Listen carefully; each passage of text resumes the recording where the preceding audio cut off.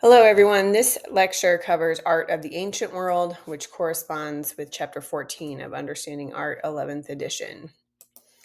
The learning objectives for this chapter include being able to define prehistory and explain major functions of art in the Paleolithic and Neolithic periods, identify similarities and differences among the artistic styles of the major periods of ancient Mesopotamia, describe the major features of the artistic and architectural traditions of ancient Egypt, discuss variation in the Egyptian art style over time, including changes that occurred during the Amarna Revolution, summarize the artistic developments of pre-Hellenistic cultures in the Aegean, and describe the role of art in prehistoric Africa, the Shang Dynasty in China, and the Indus River Valley civilization. This chapter starts with a quote from Emil Nolde, who is an artist. Art is exalted above religion and race. Not a single solitary soul these days believes in the religion of the Assyrians, the Egyptians, or the Greeks. Only their art, whenever it was beautiful, stands proud and exalted, rising above all time. Before we get going, let's take a minute and make sure you understand how we mark time and how we can tell the difference between BCE and CE. So going back in time, the CE year numbers get smaller and smaller until we reach 1. So we go back in time, 1970, 1762, 1430, going all the way back to year 1. There's no year 0. And then going back further than that, we go to the year 1 BCE, and then the numbers start to get larger the further back we go in time. It's kind of like a number line, like when you hit 0, you go back to negative numbers, except there's no year 0. This system of marking time was developed by a Christian monk, so it corresponds with the life of Jesus Christ, which is why originally they used BC and AD. It stood for like before Christ, and Anno Domini, which is the year of our Lord. Nowadays, we use BCE, which stands for before Common Era, and CE, Common Era, because they're religiously neutral. And so just so you're aware, something from the year 2000 BCE means that it is a 4,000-year-old object. So just want to make sure we're all on the same page with how we mark time and how old some things are. Okay, so we're going to start with prehistory and the prehistoric art. And we divide the art of this period into 3 phases that correspond to the periods of the Stone Age culture. Paleolithic, which is the years of the Old Stone Age, Mesolithic, which is Middle Stone Age, and Neolithic, which is the New Stone Age. And these periods span roughly the years 30,000 BCE to 2000 BCE. And I always like to show this sculpture when talking about prehistoric art, because I think, when we think about the Stone Age, people are often, thinking about people living in caves, maybe not having a fully fleshed out language, or certainly maybe not a written language, early humans really focusing on the basic needs of food, shelter, and clothing. And those are probably, all certainly true. But I think it's important to note, too, that we were also very capable of things such as imagination. So this is a sculpture that was found in a cave in Germany. It is 40,000 years old. It was carved from a mammoth tusk, and it depicts a lion-headed human. And we don't know exactly what its function was. Researchers believe that it was handled a lot. So it maybe had some sort of religious function where people were expected to touch it. But I think the significance for us is to see that, even at our earliest stages of humanity, we had the capability for imagination. We had the ability to, picture something that didn't exist in the real world, such as, a lion-headed human. So, this is further evidence that since our beginning, humans have been using our imagination, and we have been creating images of whatever it was that was important to us. Okay, so we're going to start with some of the earliest forms of drawing and painting, and we find those in caves often.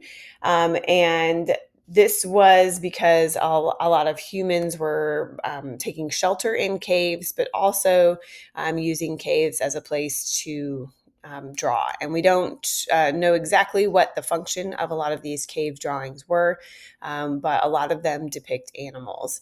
Um, the textbook says evidence suggests that Stone Age people forged links between religion and life and art and religion. They faced intimidating and unknown forces in their confrontations with nature. Perhaps their art was an attempt to record and to control. And I'm including a couple of images from a cave called Chauvet Cave, which is in France.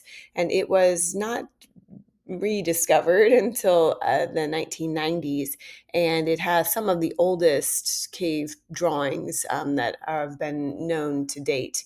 And they also found evidence of flutes that were made from animal bones, and there's a really great documentary on it by Werner Herzog if you're interested. It's called Cave of Forgotten Dreams, but he goes inside the cave, which is now it's closed off to anyone but researchers. But it just is a really good example of, humans have been making music and have been making images. We've been drawing, painting, making music since the beginning of our humanity. So the visual arts and the musical arts are something that are innate as humans. It's something that we do, and it's part of what makes us human. Okay, so let's start off with some Paleolithic stuff. So the earliest prehistoric art originated in the Paleolithic period, also known as the Old Stone Age. And Paleolithic hunters and gatherers created images that reflected their struggle for survival, such as cave paintings and fertility figures. So here's a map of what is today Europe and some of the major places where people have discovered some of the Paleolithic art.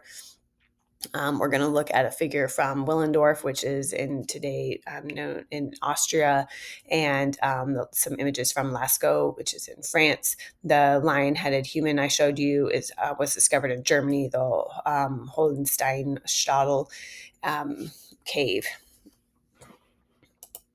Okay, so this is an image from the Hall of Bulls at the cave in Lascaux. This cave was actually discovered by a couple of kids, actually, and was a really major archaeological discovery.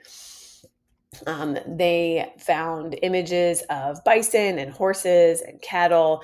They believe that these images possibly helped to ensure good hunting, maybe related to their religious beliefs. We see reindeer and some animals that possibly don't live in this area anymore. But if you look at them, if you were going to, attach a stylistic description to them, they're pretty naturalistic looking. So there is an attempt to make them look the way that they did in real life, and a lot of these were done with, materials found in the earth like charcoal and things like that.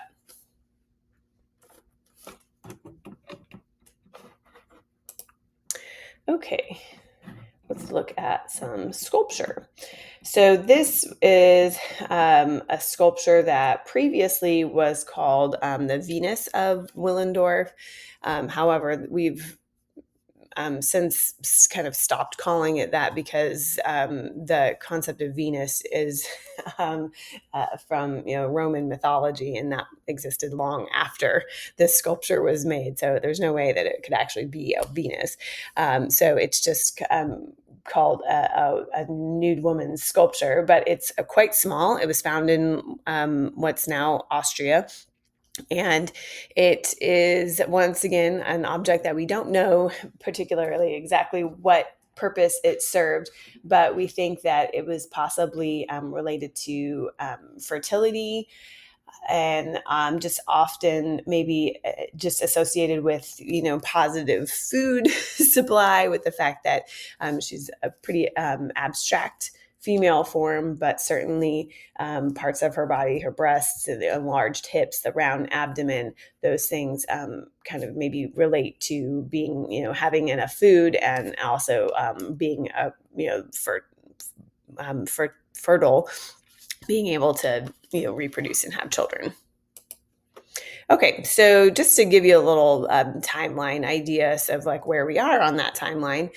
So before history is what we call prehistory. So this is where we are right now, looking at Paleolithic time period, and this is when humans are pretty much hunter-gatherers, taking shelters in caves, but there's no settled architecture. Humans are just kind of literally traveling around finding food and surviving with weapons and tools made out of stone.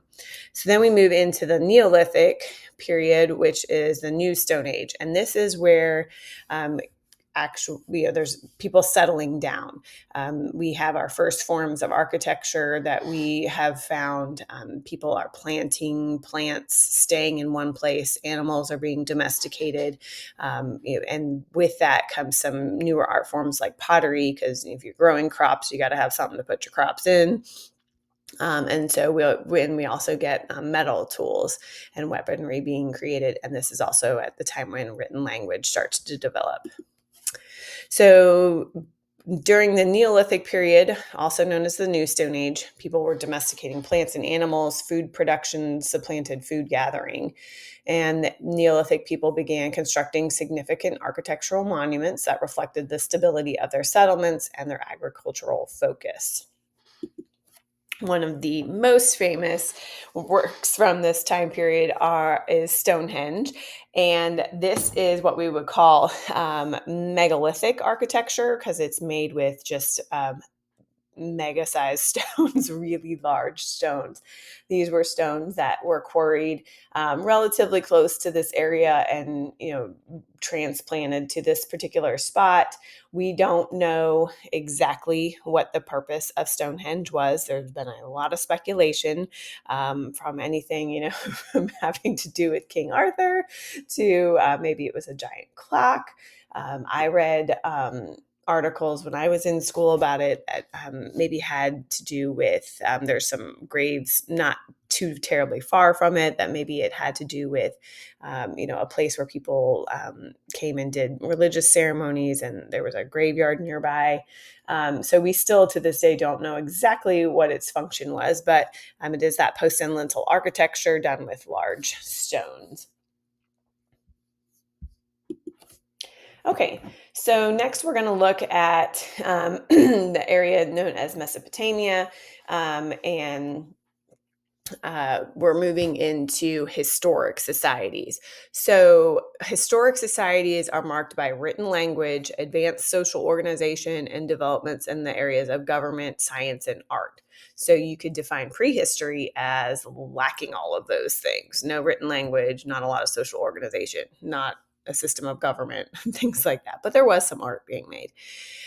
Also, historic societies are linked with the development of agriculture. Historic civilizations begin towards the end of the Neolithic period. Some of the world's first civilizations developed in Sumer, Akkad, Babylonia, Assyria, and Persia, in that region known as Mesopotamia. And we're going to look at some art from all those areas. Here's a little, here's a little map to show you where we're focusing on. This area is called the Fertile Crescent. Because it is an area of land in between the Tigris and the Euphrates rivers, and therefore there was a lot of fertile land for them to grow crops in. So it would make sense that this would be a great place to settle as a human. And here is our little timeline where we're at now. We're going to look at these cultures and some of the things that they developed during their time periods. One of the things that we mentioned was the idea of written language, and I've mentioned before that clay was used as a surface for writing. This is a Sumerian cuneiform tablet, and at some point, humans needed a written record. They needed to have lasting records of information, and so the cuneiform was one of the first languages developed. And they used a little wooden stylus to smush into the clay, and they developed a language based on images. So that's called logographic, which was based on little pictures that stood for words and ideas. And you can see some of them in there. But the Sumerians were one of the first cultures to develop a written language. And so we're going to look at Sumer a little bit. The Sumerians constructed irrigation systems, they controlled river flooding, they worked with metal. They had a government based on city states, and we're going to look at one of their pieces of architecture now. So this is the White Temple, and it is in what is now Iraq. And this was one of the first formal religions, and this structure is called a ziggurat, and it is a temple. And you can see that it's not completely in structure anymore. So I'll show you a picture of like what we kind of reconstructed it at. But it was made with sun-dried bricks, so using clay to make bricks. And originally the walls were whitewashed, and it's kind of a precursor to some other kinds of temples where you have a platform, and upon that there is a small temple up on the top. And this is a reconstruction of what they believe, like that it looked like at the time. So the gods that they worshipped were primarily related to nature. Anu was the god of the sky, Nanu was the god of the moon, and Abu was the god of vegetation. And so they worshipped those, of course, in order to maybe have positive things happening on Earth. And one of the sculptures connected to that are these votive figures, and they were kind of stand-ins for people. So they would be placed in the temple, paid, probably commissioned by a person, paid for to have them made, and then they would take them to the temple to kind of stand in for the people, so that they were always having someone worshiping and offering praise to the gods, even when the actual person couldn't be there. These little figures are made from gypsum, and they have inlaid eyes of shell and black limestone. And so you can see that their body positions are kind of hands clasping. You can see a distinction between the male and the females with their clothes. And so even though these are gypsum, which is a rock, a lot of things made in ancient Sumeria were made with clay, since that was a material that was available to them in wide abundance, just like the entire structure of the temple. The White Temple was made with clay bricks. Okay, so for a long time, the Sumerians were the principal force in Mesopotamia, but there were some other cultures developing. And so now we're going to look at the Akkadians. So Akkad was north of Sumer, and it also was structured similarly with like little city states. And so we're going to look at their artwork, which is a little bit different, not focusing so much on worshiping the gods, but commemorating rulers and warriors. And we'll look at some of their artistic conventions. So we've got this famous stele, which is pretty much just a fancy word for stone marker. And we have the Naram Sin is the leader who is at the top, right? So largest figure helps us know most important person in the picture, and he is up there at the top, and he is all of his enemies are kind of down there being trampled, and he's ascending a mountain. And up at the top, the two suns there represent the gods, and um, so it's kind of a victory stele, a victory image, where it kind of shows his conquering of his enemies and being approved by the gods up there at the top. So once again, we've got pretty naturalistic depiction of the humans, a little bit of a composite profile, which we'll talk about more when we get to ancient Egypt as well, with the idea that you kind of see things in profile, but then also you see a frontal view too, right? So you see both shoulders of Naram-Sin at the top, but then he's also kind of positioned in a way that he looks like he's walking. We see a profile view. Eventually, the Akkadians declined, and so then we're going to move into the Babylonian Empire. So the Babylonian Empire, under the leader Hammurabi, rose to power in the Mesopotamian area, and Hammurabi was known for kind of codification of laws. So this is a stele of Hammurabi, and it is literally a kind of written code of law. So we have at the top an image of Hammurabi and the sun god Shamash. And Shamash is the image on the right side, and he is literally kind of approving of Hammurabi. And so this is kind of their visual way of saying that Hammurabi's authority is God-given and not to be challenged. And then underneath it, you have all of the laws kind of written down in it. I believe it's the laws and the consequences for breaking the laws. So this is, if you've probably heard of something like the 10 Commandments, in terms of the laws given by God written on a piece of stone. This is also what the Babylonians had. They had laws that they tried to explain were dictated from the God on high. Okay, and once again, we've got some naturalism in here. We've got, an attempt to kind of show twisting of bodies, but it's still a little bit stylized with just like how the hat and the beards, with just kind of carved with lines. So it's kind of a combination of realism and abstraction.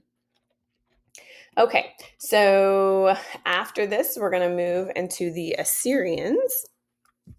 And the Assyrians were influenced by Babylonian art, culture, and religion. But unlike Babylonia, Assyria was an empire built on military conquests and campaigns. The Assyrians' obsession with war eventually depleted their resources, overtook their economy, and undermined their social structure.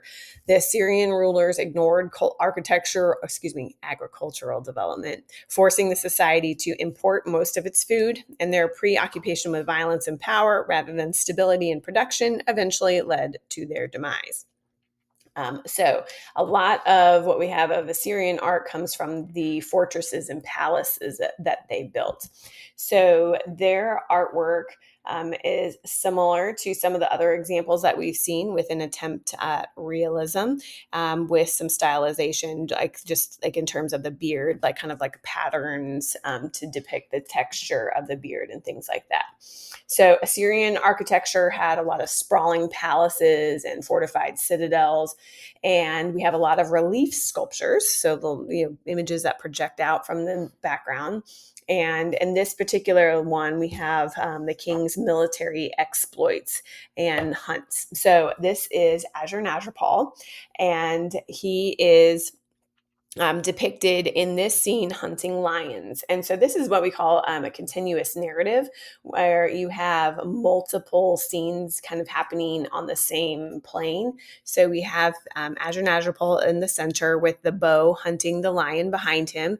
And then you see on the other side, where the horses are, that the lion has now been slain and he is being trampled by the horses. So we kind of see a before and an after. And this kind of imagery was pretty common in the Assyrian art, where you see a lot of depictions of hunting and military conquests. The Assyrians waged constant warfare to protect their sovereignty, and eventually the successors lost control until the Persians took control. So now we're going to be talking about the Persians. So King Cyrus was the king of the Persian Empire, and the Persians actually conquered Egypt and were eventually going to subsume Greece, but were not successful in that attempt. So this is another relief sculpture from Persepolis, which is modern day Iran. And once again, you have some of the stuff that we've been seeing all along, with somewhat realistic depictions of humans, but also some stylization. Like, look at their hair and their beard, just these kind of like little ball shaped things to indicate texture. The clothing folds are very kind of like patterned and rhythmical. And we see, an attempt to show people in profile, but then also the figure all the way on the left side is that composite view where you see profile, but also frontal view at the same time. So we have, this is a procession that's being documented on the royal audience hall. So I mentioned that Persia did conquer the kingdom of Egypt, but we're going to kind of jump back a little bit in time and look at ancient Egyptian art prior to this time period. Okay, so ancient Egyptian art. The Egyptian civilization arose in the area surrounding the Nile River in North Africa. And this area is what is called the Fertile Ribbon because of the fertile land that grows along the Nile River.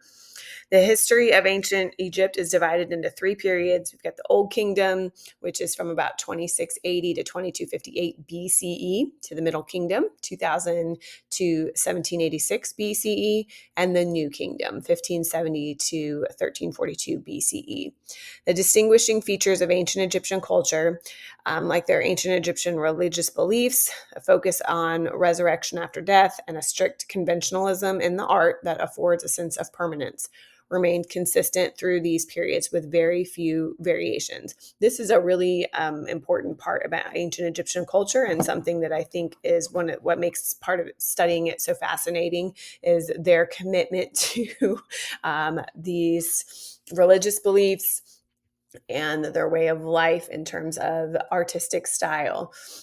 And there's three aspects of Egyptian art and life that stand out as unique. They're linked to their religion, they're linked to death, and they're just their belief in the cycles of life, and their ongoing use of strict conventionalism. So we're going to see that time and time again as we go through looking at their art. So here's a map of the area of ancient Egyptian culture. And one thing to note is that the Nile River begins in Africa and flows south to north. So it empties into the Mediterranean Sea. So we actually call the northern part of Egypt Lower Egypt, and the southern part of Egypt is Upper Egypt. It kind of seems maybe a little bit backwards, but it has to do with elevation and the fact that the Nile River actually flows south to north. And this was a really important geographical feature for the ancient Egyptians and still in Egypt today, because it provided a way to travel. It provided a life force. Essentially, every year the Nile River would flood, and so the area on either side of the Nile River would become very fertile, and that would be a great place to grow crops. And so that cycle of yearly flooding, being able to grow crops, that was just one little aspect of the importance of cycles in the ancient Egyptian culture. And that is why the Nile River was such an essential feature in their life. And we'll see that reflected in a lot of their artwork. Okay, so just quick little look at the timeline where we are with the Old Kingdom, Middle Kingdom, and New Kingdom, and we'll see some of the same things popping up throughout all of ancient Egyptian history. Okay, really quickly before we talk about some of the artwork, just want to kind of lay out a little bit about the gods of ancient Egyptian belief system. They were a polytheistic religion, which means they believed in more than one god. And just to kind of set up some of the worldview, originally in their belief system, Osiris was the god of agriculture. So he was the god that people would make offerings to in order to be able to grow crops and essentially be able to live, right?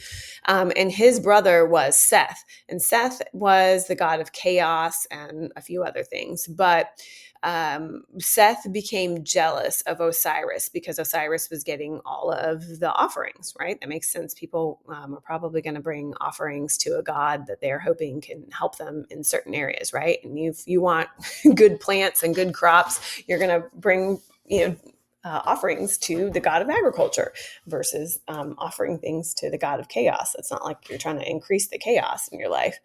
So Seth becomes jealous of Osiris and kills him. He dismembers him and scatters the pieces of his body throughout the land. Osiris was married to Isis, and she's depicted in this image as well. And she goes around and collects all the pieces of Osiris and puts him back together. And they have Horus, who is their son. And as Horus grows older, he decides that he needs to challenge his uncle, Seth, to avenge his father. And so in this challenge, Horus is victorious, and Horus becomes the god of the earth, and Osiris becomes the god of the underworld. That's often why he's depicted kind of with a greenish tint, as he is depicted on this slide. And so Horus is the king of the world, the god of the earth, but Seth is not completely destroyed. And so this sets up the ancient Egyptians' worldview that you can never completely get rid of chaos and mishap and things going wrong, but it is Horus's job to keep that in check. So Horus is the kind of the main god that they offer worship to. And also the pharaohs in ancient Egypt are believed to be reincarnations of Horus. So a pharaoh in ancient Egyptian culture is both human and also a reincarnation of Horus. And that is why the pharaoh is so important. They are both the governmental leaders, but also the religious leaders as well. And so they are responsible for continuing these cycles of continuous flooding with the Nile so that they can have crops to grow. The pharaoh is responsible for keeping Seth in check, that god of chaos. So you're never going to completely eliminate, things happening, but it's his job to make sure it's under control. Okay. So let's talk about this palette of Narmer. This is a cosmetic case. It's carved from stone, and it was probably used for religious purposes, but it shows the unification of Upper and Lower Egypt. And so we see the registers on the right-hand image. We've got a lot of things going on. So when we say registers, that's kind of like these horizontal segments that are divided up. So the little hollowed out part is where the eye paint would have been kept, and that would have served as a way to block the sun, kind of like if you see football players with the black under their eyes. Ancient Egyptians did something similar, kind of like sun protection for their eyes. And so we've got the top register. We've got King Narmer. He is the largest one. And I know it's probably a little bit hard to see, but he's over on the left-hand side, and he is depicted as the largest figure because he's the most important. And he is shown wearing the crown of Lower Egypt, and he is holding some stuff to symbolize his power. And over on the right, we have stacks of bodies, and they've been decapitated, but they're kind of like all stacked up on each other. And so this is to, emphasize his power, his victory over his enemies. And that's something that we've also seen in some of the cultures from Mesopotamian art. And so then over on the other side, we've got the back. That's actually the back side of the palette, the image on the left. And we've got King Narmer, who's has the crown of Upper Egypt, which kind of looks like a bowling pin, and he's slaying his enemy. And beneath his feet, you see some other warriors who have been slain as well. And you can see Horus over on the right, who's depicted as the falcon, kind of on top of some papyrus stalks. And the papyrus is a symbol for Lower Egypt. So this is Upper Egypt. Kind of showing its power over Lower Egypt. And this is when Egypt is actually unified as one large territory. So once again, we've seen the power of the king. He's depicted larger than everybody else. You see his power being demonstrated by victory over his enemies. And we'll see some other conventions throughout the ancient Egyptian art as we go forward a little bit. This is a tomb sculpture that would have been placed in the, Khafra's pyramid. So Khafra is one of the pharaohs that has those large pyramids in Giza, which we'll look at here in a moment. And this sculpture would have served as a house for the Ka, or the soul. And the idea that ancient Egyptians believed that you had a spirit, which was called your Ka, would go on living after you died, and it needed a place to reside. So this sculpture would have served as the house for essentially for the spirit to reside in. And in ancient Egyptian art, there were certain proportions that had to be in place for depicting the human form. Just like we've talked about canon of proportions before, the ancient Egyptians had a certain measurement about, the legs need to be this long, the arms need to be this long, and this is how you depict the face. So it's not an actual portrait sculpture in the sense that it looked the way that Khafra looked in real life, but it's more important that he be depicted in a certain way so that he would stay like that for all of eternity. The ancient Egyptians believed in the power of images, that if you made the depiction of someone being strong and youthful, having family and food and a good life, if you made those depictions of the person in their tomb sculpture or carved on the walls of their tomb, that it would ensure that that would happen in the afterlife. So it was believed that the images had actual power to ensure that those individuals had a good afterlife. So that's why Khafra is depicted as muscular, youthful. He is in his idealized form, so that he will remain so all through all unity. And there are some of those conventions that we've seen about how to depict the pharaohs. He is wearing what the headscarf, which is the kind of striped little hat thing. It was a headscarf that the pharaoh would have worn. He is wearing a false beard that would have been attached to his chin for certain ceremonies. He's wearing a little finely pleated kilt, and those are all things that the pharaohs were always depicted as wearing. And then also he has lotus blossoms and papyrus that symbolize Upper and Lower Egypt on his throne. And also he has the sun god Horus, who's, remember, king of the earth, and that Khafra was actually supposed to be a reincarnation of, behind him, behind his head. So his wings are spread, kind of protecting his head. And so this is once again a reference to Horus as the god that the pharaoh is the reincarnation of as well. And the legs and the torso of this, sculpture are kind of attached to the block of stone. So it's kind of a unique one in the sense that it almost seems maybe like a relief sculpture, but it's very solid. It seems very rigid the way he's sitting, but the idea was that he would be depicted like this for all of eternity. And we mentioned the Great Pyramids. So this sculpture would have been placed inside the pyramid, which was the burying place for the pharaohs.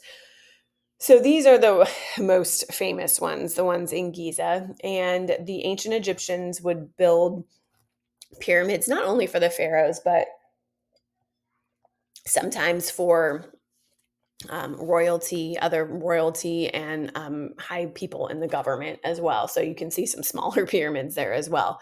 If you were an everyday human, you did not get a pyramid. You just got like a place dug in the ground for you. But the pyramids were built out of limestone. They were quarried somewhere near that where the pyramids were built and drug over to those places. They were built using wooden rollers and sled-like apparatuses. The aliens did not build the pyramids, but they were essentially somewhat solid, but they did have passageways and air vents in them. And there were some places where the body was buried, and some of the treasures were left. So remember that the life view of the ancient Egyptians would be that they would need their body in the afterlife. So that's why they did the mummification.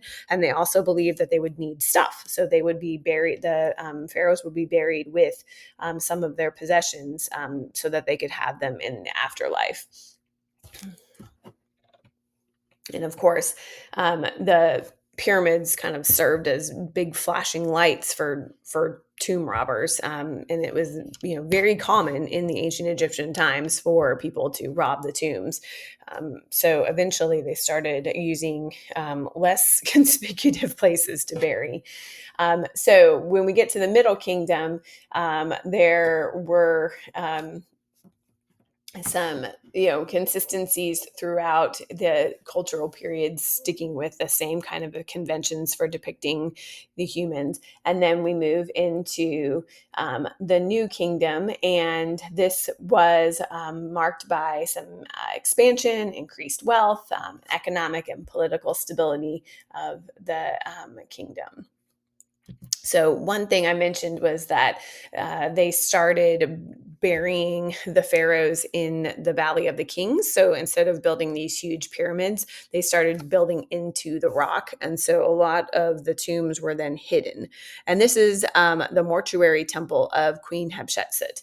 And so this was not her tomb, but this was a temple that was built to honor Queen Hatshepsut, both during her lifetime and after her death. So people could come and offer offerings to her even after she was dead. So this is a huge complex.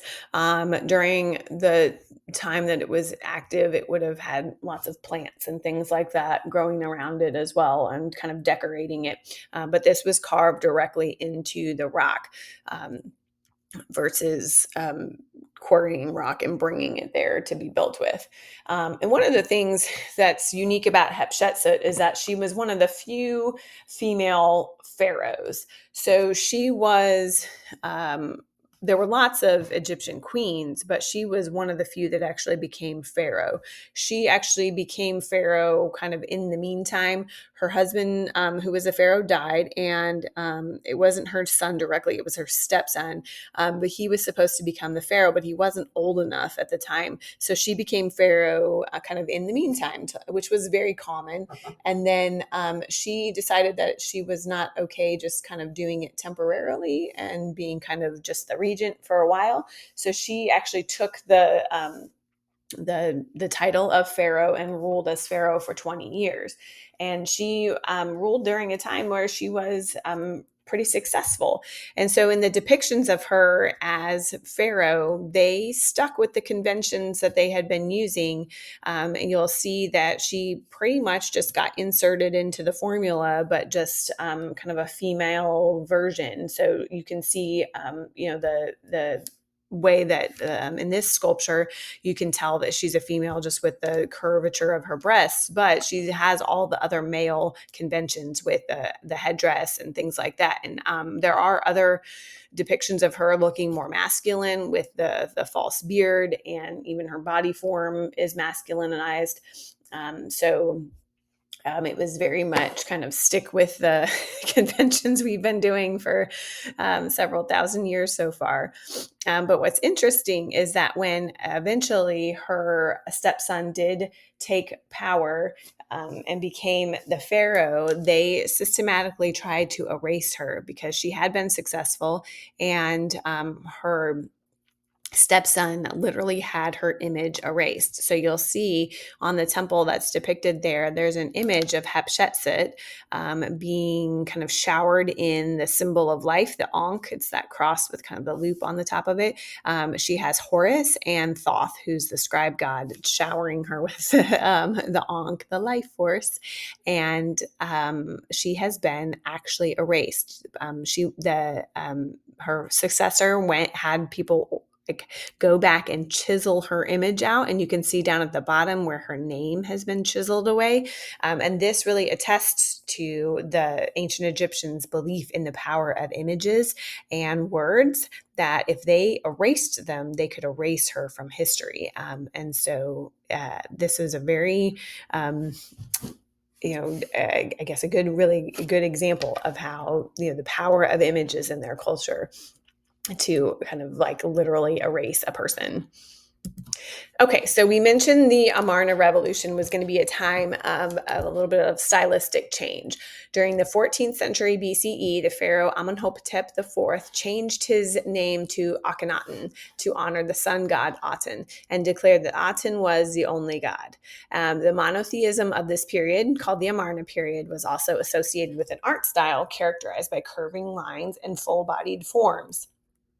So this is a portrait sculpture, a bust of Akhenaten's wife, Queen Nefertiti, and she has a crown, and you see some of the symbols of Egyptian culture on her crown. And excuse me, she's very beautiful in this image, and her name actually means the beautiful one is come.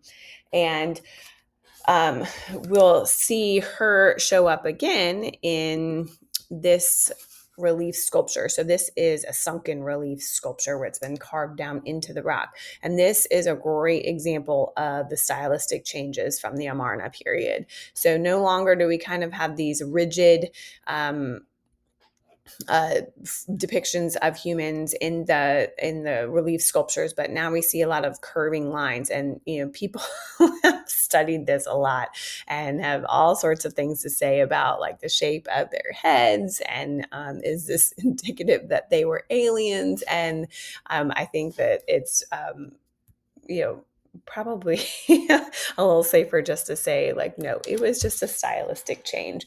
But we have Akhenaten, who is depicted on the left, and he is holding one of their children. I think there was 3 daughters, and he's holding her and kissing her. And Nefertiti is on the right side, and she has one of the children on her lap and also one perched on her shoulder. And the one on her shoulder is kind of like playing with something from her crown. And the naturalism of this might not seem very natural to you, but just the way that their bodies are depicted, very curving, was a very different style from what had previously existed in ancient Egyptian art. The naturalism that does show up in this was pretty short-lived. After Akhenaten was no longer in power, the successors pretty much destroyed his temples to Aten, the sun god, and kind of went back to what had been working before. So a little blip in the consistency of the ancient Egyptian artistic styles. Okay, Akhenaten's immediate successor was a pharaoh you have probably heard of, King Tutankhamun. He is often more referred to as King Tut. He was a very young pharaoh, died at about age 18. What's significant about him is that his tomb was not discovered until the 1920s when Howard Carter found his tomb, and it was really revolutionary in that a lot of the tomb had not been looted. So many of the objects were still in one piece. It hadn't been destroyed. It hadn't been robbed. And so there was just a wave of Egyptomania in the 1920s, with people getting really excited about ancient Egyptian culture. Okay, so we're looking at the young pharaoh's coffin, and there were several coffins within coffins, kind of, like the Matryoshka dolls, like the, coffin inside a coffin. And this one was gold, and it's inlaid with some semi-precious stones. We've got argonite and obsidian and lapis lazuli, and you can see him holding the kind of symbols of the pharaoh, the crook and the flail. So the crook is the one that's kind of shaped like a shepherd's hook, and the flail is the other piece. That was kind of like the things that they held, and this was certainly not a realistic portrait of King Tut in terms of what he actually looked like. But he did have a death mask, which is not pictured here, but also that was highly, decorated with beautiful stones and gold and things like that. And so we have, once again, some of those conventions that we've been seeing so far, with the depicted with the headscarf, the Nemes headscarf, the false beard. And on this particular coffin, we have the symbols of Upper and Lower Egypt, with the vulture and the cobra up on his forehead. Those were both symbols of Upper and Lower Egypt, kind of unified because they're together. And after well, let me talk about how we've depicted, or how we've been able to understand what a lot of ancient Egyptian culture is all about, is because of the Rosetta Stone.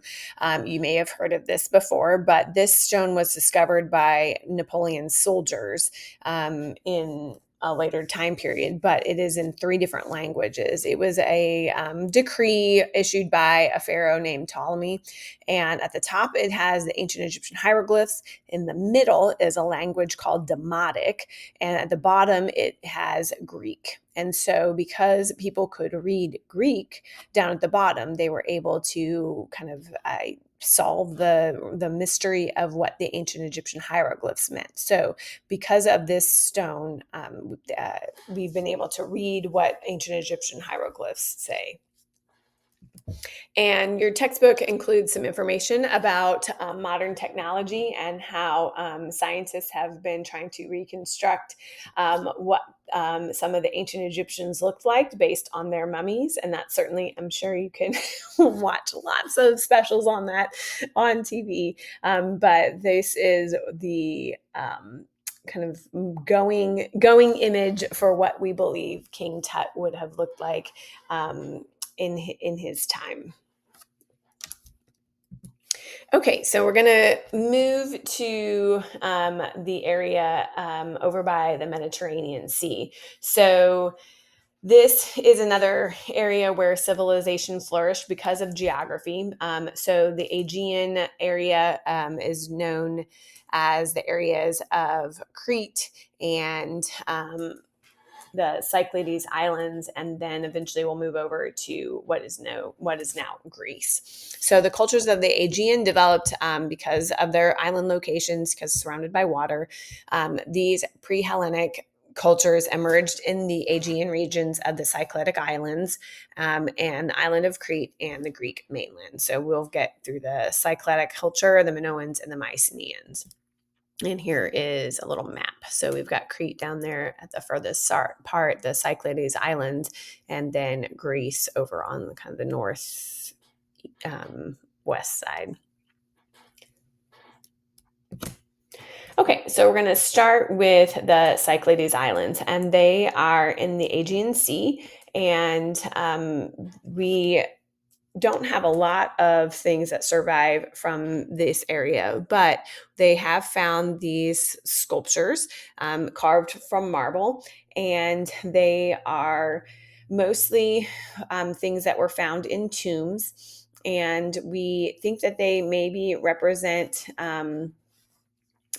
links to fertility or something like that. Usually the female forms look the way that the image on the left do with, you can see that they are markedly female. The male figures were often depicted as musicians playing some kind of musical instrument like a harp or a flute. They're typically seated. And like I mentioned, they were found in tombs, and so their functions are pretty. We're not totally sure what they functioned for. And here's a little timeline to just show you where we are at. So we're going to talk about the Cycladic, like we just did, the little sculptures, and then we're moving into Crete and Mycenae. So on the island of Crete, the culture that developed relates to King Minos, who you may have heard of, and the culture that we call the Minoan culture after that king. And you might have heard of the creature, the Minotaur. Those all come from this particular culture. So we have this fresco, which was done at the Palace of Knossos, and that was the home of King Minos.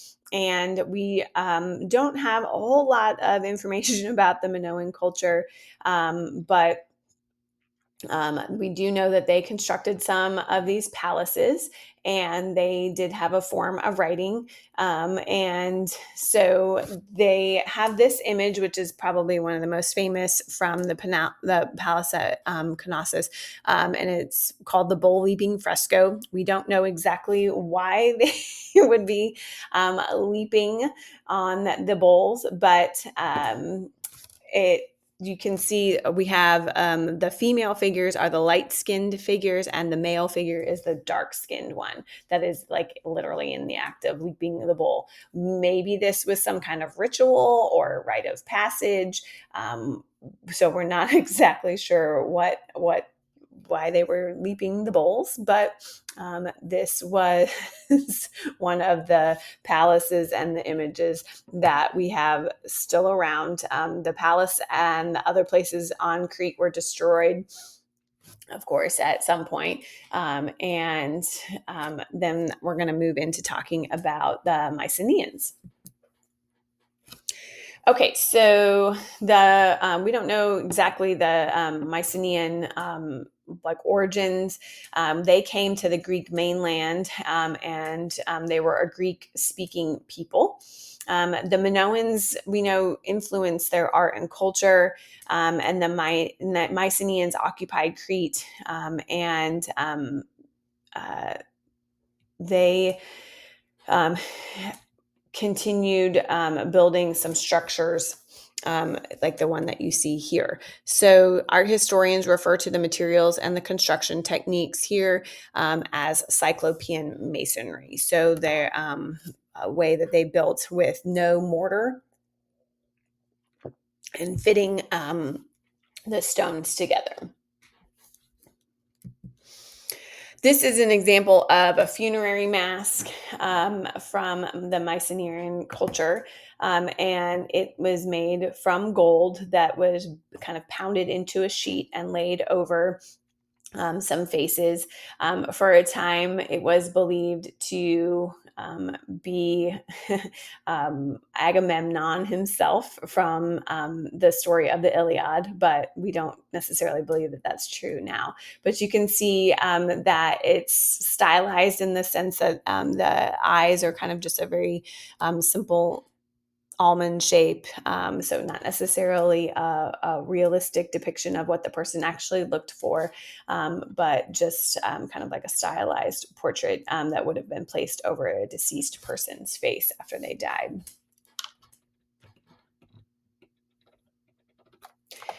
Okay, so now we're going to look at the wider world, a little bit of what's going on in some other places around the world at this time.